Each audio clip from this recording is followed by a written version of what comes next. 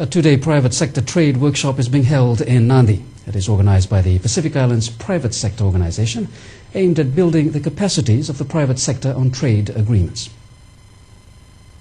Empowering our private sector in the Pacific to be more hands-on in making use of the current trade agreements to promote export and imports in the region. This is the aim of the PIPSO hosted and AusAid-funded two-day workshop in Nandi. The need for private sector to be more involved, particularly in terms of trade negotiation, and likewise we are calling for the private sector to be part of the trade negotiation team.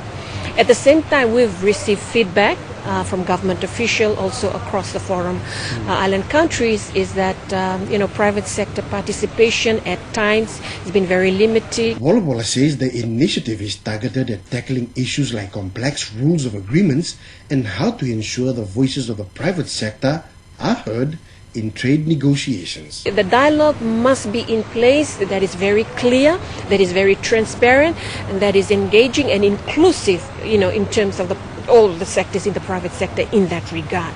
And they have to come, particularly for the government official, they need to come down to the private sector. If we say that the private sector is the engine for growth, then go down to the people that are really the engine.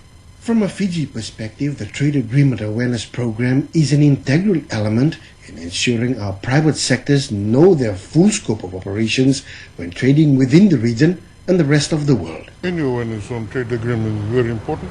I think it's critical that private sector and public engage in terms of trade agreements, especially the renewal. I believe we have the Spartica TCF that's expiring in 2014.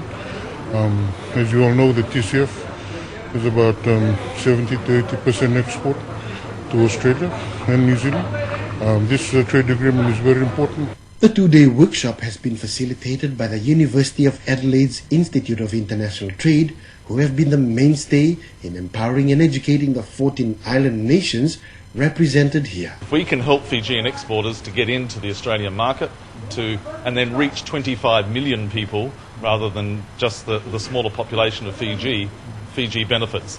And all good trade agreements, it's the smaller country that benefits more than the larger country, despite all the fears and the myths. That's what the data shows happens. Majimbale Tamana, Fiji One News.